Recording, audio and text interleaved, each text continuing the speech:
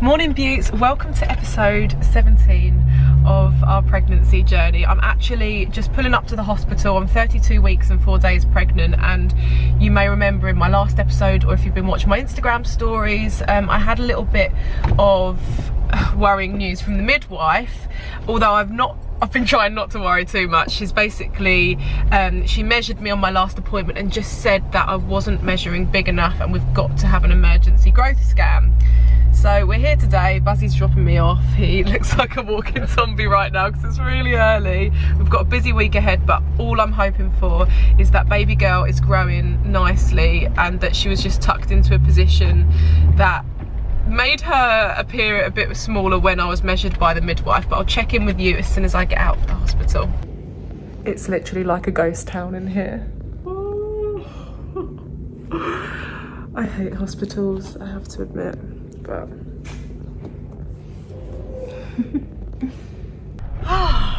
nothing to worry about, guys. Turns out she's actually above average. I was just telling Buzzy that the nurse was like, oh, long legs, I'll have to double check that. And I was like, oh, me and my husband are quite tall. She checked again, she was like, definitely long legs. So she's all healthy. Turns out she's above average and weighing in at about £4.7 at the moment. Wow. And apparently she's going to double in size. Whoa. I know. So he said at the moment, as a rough estimation, she's probably going to come out about £8. Oh my goodness. Yeah. But that's good that she's all healthy and I can just we can be reassured and everything. So I'm gonna go home, get ready. I've got a photo shoot today actually. We've got a special launch with one of my friends, but she's an amazing influencer, Sophie Hannah. We're doing a special collaboration with her, so stay tuned for that. Stay tuned is such a funny thing to say. Stay tuned. But it's a good start to the week, guys.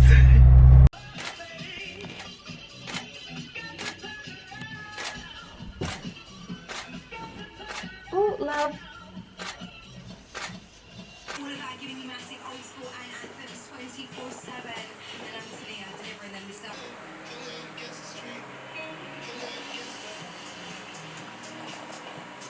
Hey guys, just checking in.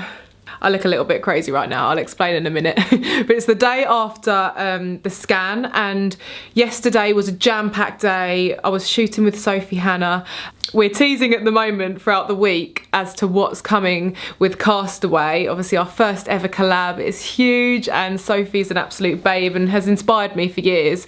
So it's an honour to work with her. But by now you will know the news that Sophie Hannah has a whole collection that she's designed with Castaway Beauty, which is my hair wig extension brand. Extensions. TBC. But yeah, it was a wicked day. We did some shots together. The collection is amazing. I'll show you some images here and some videos of us together shooting it with Michaela, who is just such a beautiful photographer as well. But yeah, we're all really proud of the collection and the launch is going well, so I'll leave the links down below for you guys to purchase the collection. The wigs are insane, and you know, whatever you're doing this month, I mean, let's face it, we're all going to be dressing up from home, aren't we? But be sure to get your wigs from Castaway Beauty because the quality is just impeccable. Like, you guys know me, I've been wearing wigs and have been developing these products for years, so only the best. Talking about hair, so I'm just doing a heatless hair tutorial right now. Got my backdrop. I don't always go for a backdrop, but I quite fancy just a nice little plain nude background for this video. I'm intrigued if these are gonna work. So they're curl formers, and basically, again, I'll insert a little clip of me. What am I doing? Inserting the contraption into the curl former and then pulling the hair through. So it's quite easy to do. I mean, it didn't even take that long. I've not got loads of hair though. I've been on a hair journey and I don't want to inflict too much heat damage to it, so I'm trying to find alternative ways to create some snazzy hairstyles without the damage. I'll be sure to show you the after results, do not worry. But I'm still really happy after the results from the scan yesterday.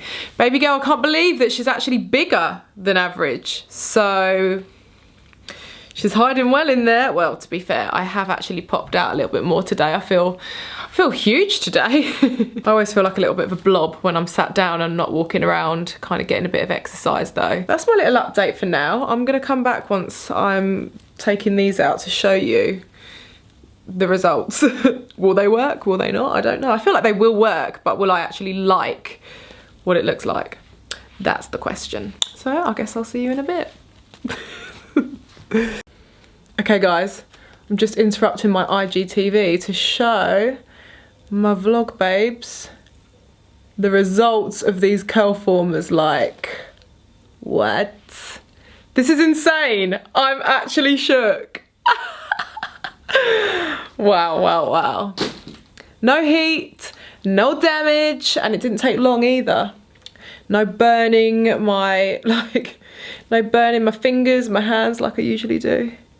Well, I cannot believe how amazingly those curl formers worked. They were incredible.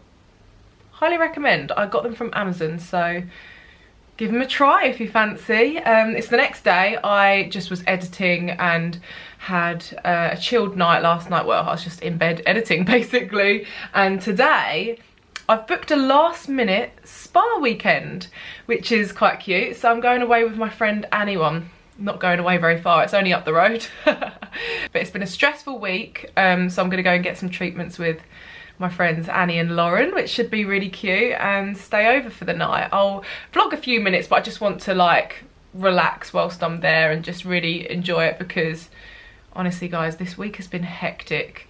I have to say, like, what, the vlog captures 20 minutes of a week of many more hours than that. And most of the time I can't really vlog stuff when I'm actually working on certain projects, because it's either under wraps or it's just impossible to like multitask.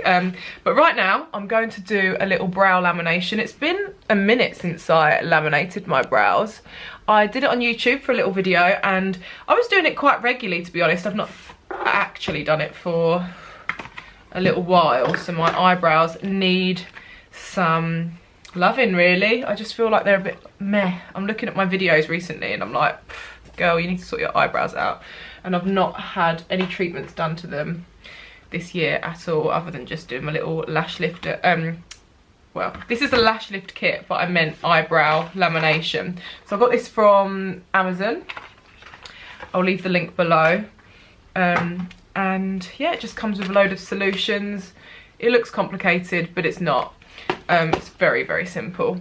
I've done this a fair few times now, so I'm well acquainted with the whole routine. The first step is cleanse your eyebrows, and then the second step is, oh yeah, false lash glue. So this is like a lash lift kit. You can actually use it to do the LVL lash lift thing, but I don't really like that look of my eyelashes being like bent upwards. I just prefer to let my eyelashes be natural, and then just use like a curler if I want them to be a little bit more curly. So you get these little, like, I don't know, cleaning tools in the kit, and you kind of use those to comb through your lashes. It's early. You kind of use those to comb through your brows once you're applying the glue. It sounds quite intense, gluing your eyebrows, but it's just an adhesive to get them into the position you want them to stay in, essentially. So this is step one. Just glue them in place. Just get a lot of glue on there first. When I actually first tried this, I did a whole YouTube video, and you guys seem to really like it, actually. It was very fun. So you use the cleaning tool to like put the brows into the desired position. You've not got long to work with this, because your brows are like drying. But if you see any hairs come out, it's just because they're already loose. Of course, I'd never do anything that would ruin my brows. I've done this a fair few times now. I literally want every single hair to be brushed up.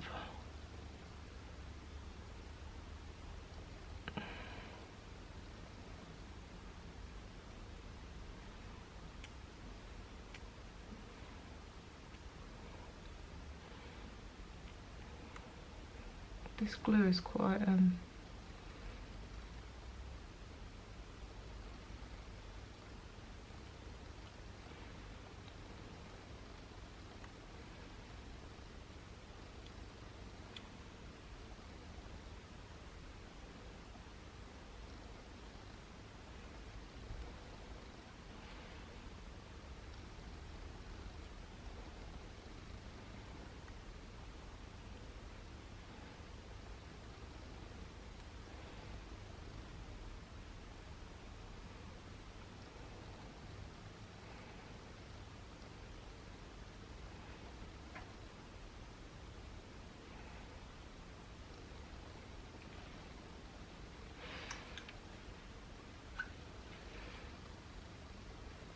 Do love the brushed up look, but sometimes it can be a bit too much, so just want them to look a bit more feathery, not like I've had an electric shock of some kind.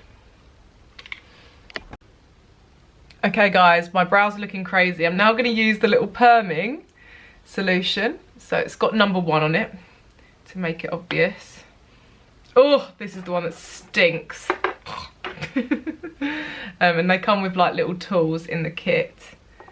So it's such a horrible day today, but I love it when it's raining and you like go to a little cozy spa.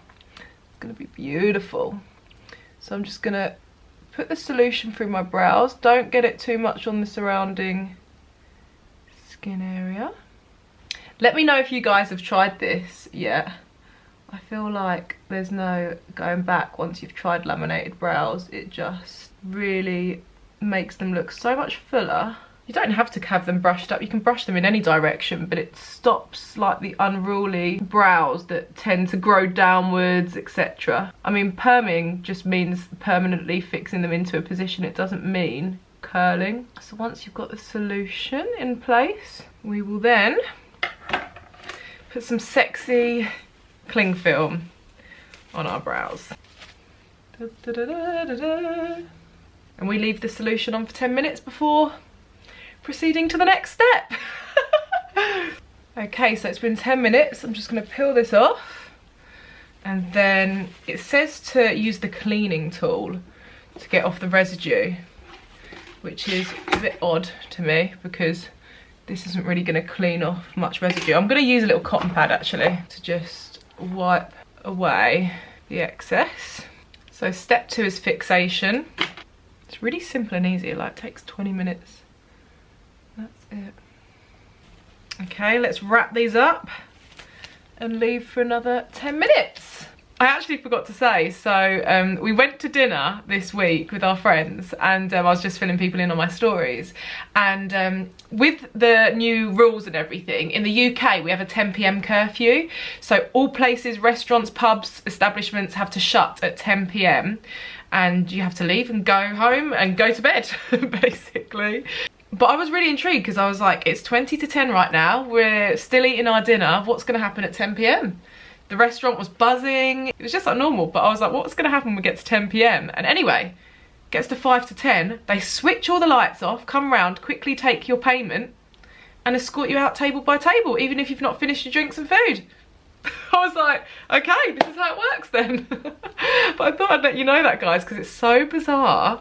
But I mean, if you got a curfew, you got a curfew. We've got to stick by these rules, I guess, even though they might seem very contradictory at times. But yeah, it was a lovely meal nonetheless, but cut short a little bit. It's just so strange. We were sitting in the dark for like 10 minutes trying to pay this bill because they have to like appear to be shut. Anyway, I think it's about time I take these off.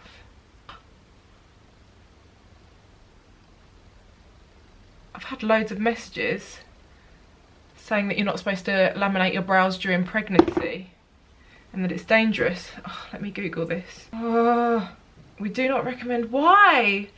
Oh no. Oh no, why? Okay, there are a number of reasons, including elevated sensitivity, and the chemicals can go into your skin. The thing is though, I've had my hair dyed and bleached. Why am I allowed to do that? Or am I not allowed to? Okay, so I've quickly whipped that off, but I've done the whole process now, and I've got the dye here. It makes me think, how many mistakes have I been making during pregnancy? And once I'm ready, I do want to kind of be honest with you, because I feel like there's not enough honesty when it comes to mistakes or things that pregnant women have done and then have felt bad about. I know I could face a little bit of trolling for this, or it could come back to bite me, but if it makes anyone else feel better that I've made some mistakes that I shouldn't have maybe done during pregnancy or that aren't recommended, we're all human, we're all normal, and I'm healthy. My baby is healthy in my belly right now, and I haven't done anything extreme. I'm just talking beauty products, beauty treatments. Let's go through some like products that we are recommended not to use, just so I can obviously educate you guys a bit more. So I think the main thing about the brow lamination and dyeing is because our hormones and sensitivity levels can change. So I could have had a reaction to this, I still can potentially, but because I've been doing it throughout pregnancy without realising that I should have Googled it or looked into it, I know that I haven't had any adverse reactions to the lamination or the dye itself. And hair dye and everything like that. You should always do a patch test. I think that's going to be the main takeaway. But at the same time, some chemicals and harsh ingredients, even in skincare, can seep into your skin. It's the biggest organ in our body, is on our body.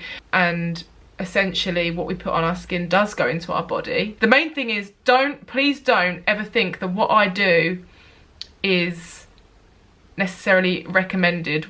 I make mistakes, we all make mistakes. Please consult your GP. Don't just think, oh, well, Cece did it, so I'm fine to do it. Everyone is different, whether you're pregnant or not. Oh, it just makes me feel so bad. I'm going to touch on this. I am going to tint my brows because I know that I've been doing it throughout pregnancy and I've not had any adverse reactions. I've done it a fair few times now, so I don't really... I'm just going to do it. I'm just using like a little... It's actually just a semi-permanent dye from Amazon. You only want to leave it on for a really short time once your brows have been laminated because they're super dry. I'm gonna get ready and then touch back on more mistakes and things that we can be a bit more educated on. I feel weird. I'm ready and a little bit flustered and panicky. I've got to go to pick up the girls from the station now. I'm going to resume this kind of chat about mistakes and all the products that I have learnt to avoid. Just general chat about do's and don'ts in pregnancy, I guess. But this is the results of my eyebrow lamination. 0 products on them other than the tint and lamination itself. When I go to a spa weekend, I literally just wear like a white tracksuit. I'm just gonna go there and wear the robe most of the time and my bikini underneath to just have a swim, a relax, a massage, and I'll check in with you guys in a bit. Here we are at Champneys. So pretty.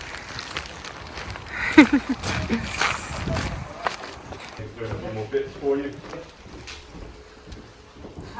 Hello. How are we all right? Well, this is a treat, guys. How cute!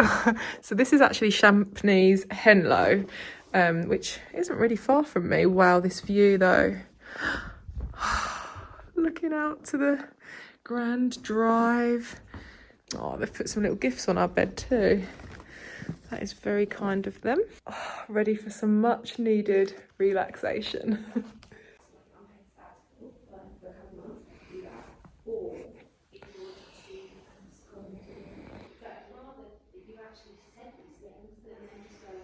This is exactly what the doctor ordered. Is that the saying?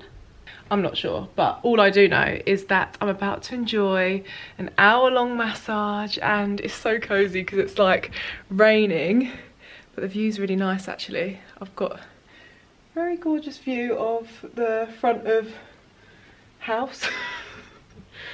Why am I saying weird stuff? Of the fountain, and yeah, it's a lovely view basically. I think that means that I need to just go and switch off and not talk and just enjoy being pampered for a little bit, have a swim and enjoy some treatments. We're actually at Champneys Henlow. I like it. I'm not crazily fussy when it comes to spas. I don't necessarily nitpick or anything like that, but I wouldn't recommend it if you like 5-star standard, put it that way. But you know, it's a chance for me to just relax with some friends, so.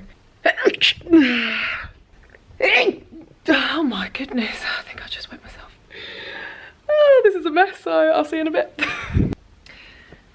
That was such a gorgeous getaway. I feel revitalised and refreshed and the massages were good. So I'm feeling re-energised for a new week. Now I'm back home, I do want to resume our conversation or the panic that I had just before I left. Since worrying about brow lamination or things that I've been doing wrong, I've researched a few do's and don'ts, and I might be putting myself on the firing line here, or putting myself out there for criticism. But do you know what? It's made me feel so much better when I've said, oh, I did this. Like, now I'm really worried because you're not supposed to do that in pregnancy. And they've said, don't worry, I did the same thing, just don't do it again, or to excess, or it's fine, or don't ever do that again, but my baby's fine. Do you know what I mean? These types of conversations are reassuring. Well, they can be the opposite, depends what the person says, but I want to be the person that reassures anyone that's having a panic because they've dyed their hair, and just kind of lets you know a few things that I didn't know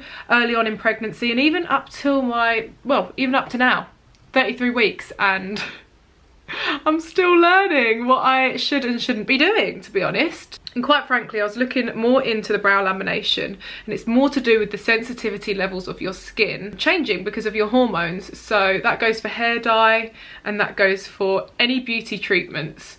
Of course, your whole skin can change. So what you weren't like allergic to before, you could suddenly have a reaction to. So it's important to, if you don't need the treatments, then obviously just be patient and wait until after baby. But if you do, then obviously do patch tests.